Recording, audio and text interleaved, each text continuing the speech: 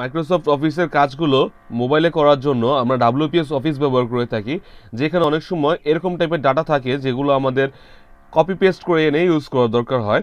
তো সেটা বাদ দিয়ে আমরা এখানে কিভাবে ড্রপ ডাউন লিস্ট ক্রিয়েট করব সেটা দেখি। ড্রপ ডাউন লিস্ট ক্রিয়েট করার জন্য যে ফিল্ডগুলোতে আপনি ড্রপ ডাউন ক্রিয়েট করবেন সেটা সিলেক্ট করে নেবেন, দেন WPS অফিস বাটনে যাবেন, এখান থেকে ডাটা অপশনটিতে আসবেন।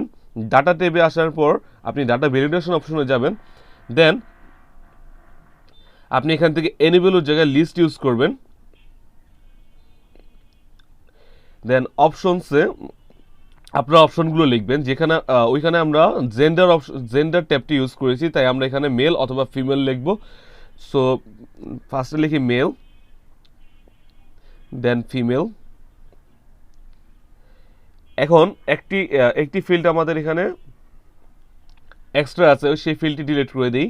ডিলিট বাটনে ক্লিক করে ফিল্ডটি ডিলিট করে কেটে দিয়ে আবার ডিলিট বাটনে ক্লিক করলে ফিল্ডটি চলে যাবে, দেন ওকেতে প্রেস করি। এখন এখানে আমাদের ড্রপ ডাউন লিস্ট ক্রিয়েট হয়ে গেছে।